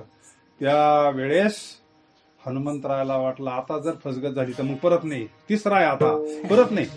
आता तिसऱ्यांदा परीक्षा आहे. आता जर तुलसीदासांना जर दर्शन नाही झालं, आता छोटस बाळ म्हणताय चंदन लगाव तुलसीदाची, चंदन लगाव. आणि मग हनुमंतरायाचा नाईलाज झाला. हनुमंतरायानं रूप बदलवलं. त्या झाडावर गेले, पोपटाचं रूप धरलं आणि तो दोहा म्हटले. चित्रकूट के घाट पे भई संतन की भीड़, तुलसीदास चंदन घेसे तिलक देत रघुवी. विठाला विठाला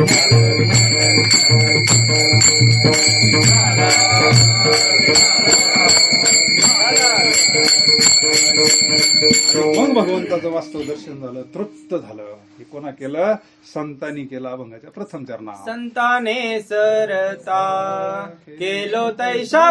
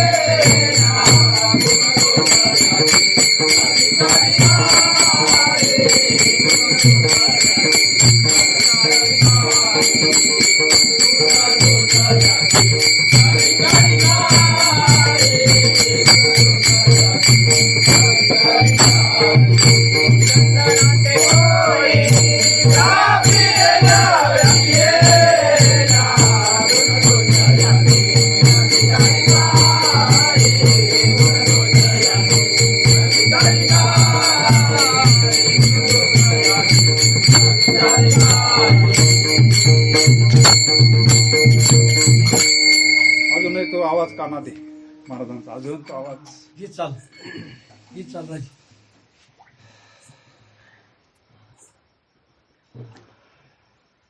पुन्हा म्हणे नाही. वैराग्याच्या गोष्टी ऐकल्या त्या कानी. गेले दिगंबर ईश्वरी विभूती. दिगंबर ईश्वरी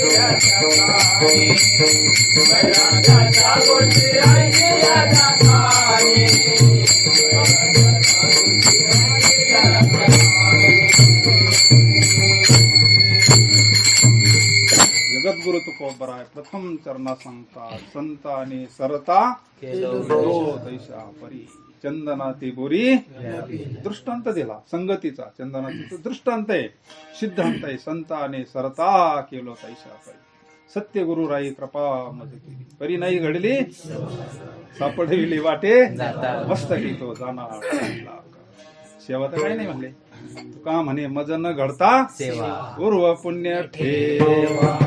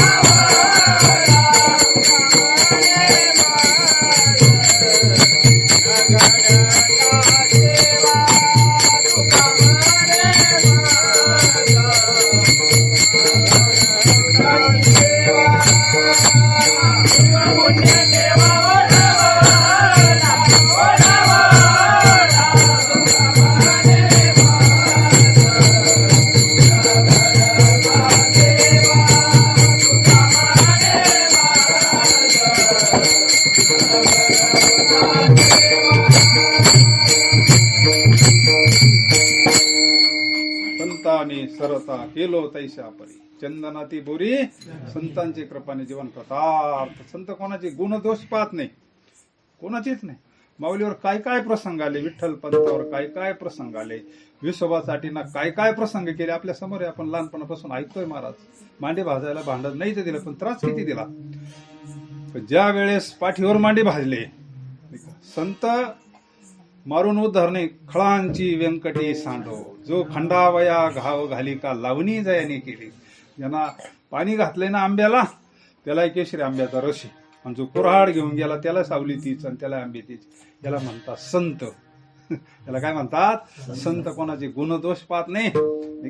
एवढा त्रास दिला विसोबाचाटीना, त्या विसोबाचाटीला पुढे नेऊन घातलं. चौयुगाचा भक्तनामा उभा कीर्तनी त्यांचा गुरु करून टाकलं. विठ्ठल विठ्ठल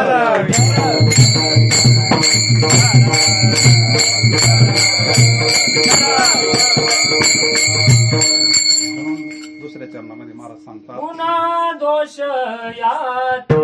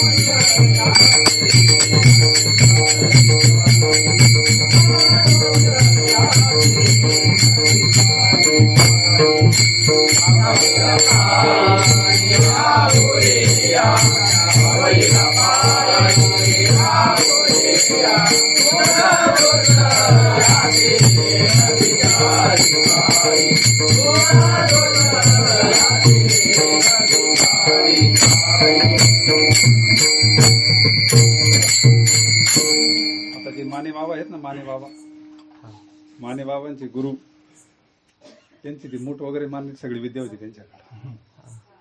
गुण दोष याती न विचार. संत कोणाचे गुण देश पाहत नाही.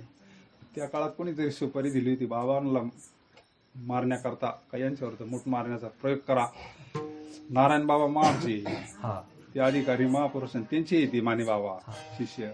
मग आता वेळ संपला, पण फक्त आठवलं मला ते का काही करा पण बाबांवर मूठ मारायची म्हणून त्यांनी 3 प्रयोग केले बाबांवर.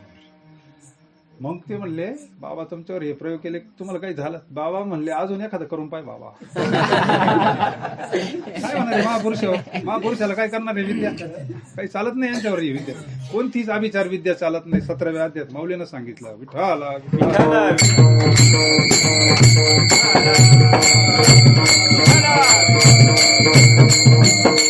याला उपरती झाली. म्हणली माझ्यातून वाल्यात फरक नाही बाबा, आता पदरात घ्या. बाबांनी मला अनुग्रह दिला. इतक्या उच्च स्थितीवर अधिकारी करून टाकलं. विठ्ठला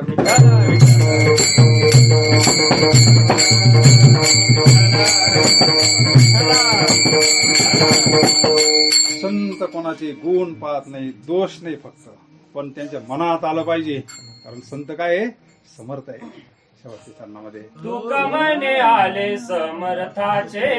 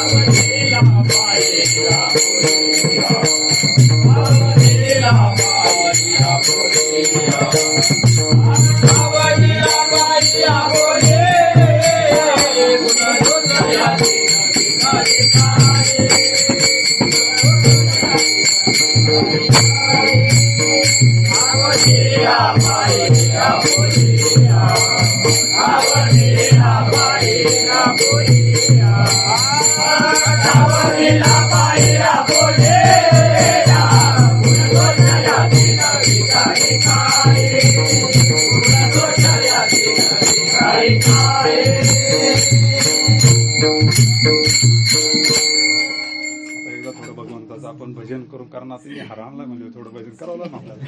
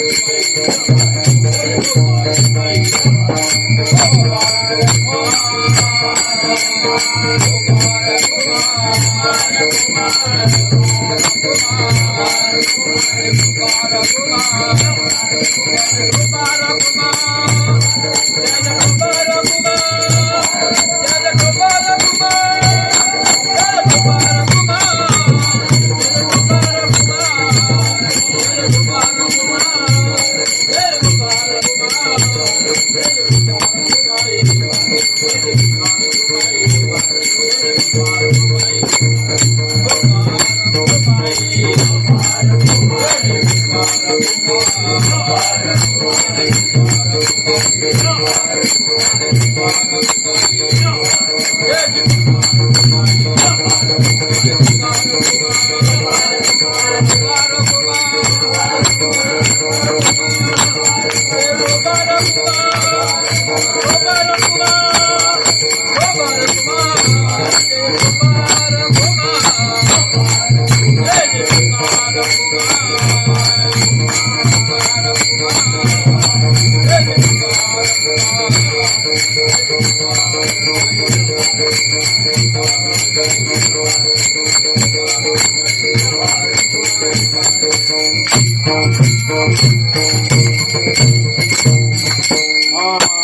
जप झाला तुमच्याकडं, आज यज्ञ झाला, नाम यज्ञ झाला बरं का, सामान्य यज्ञ नाही.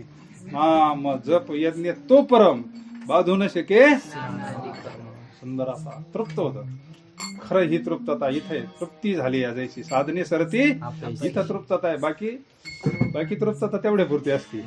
इथं अशी तृप्तता आहे ना, आत्मलाभा सारखे गोमटे म्हणून भोग विषिके ही तृप्तता आहे.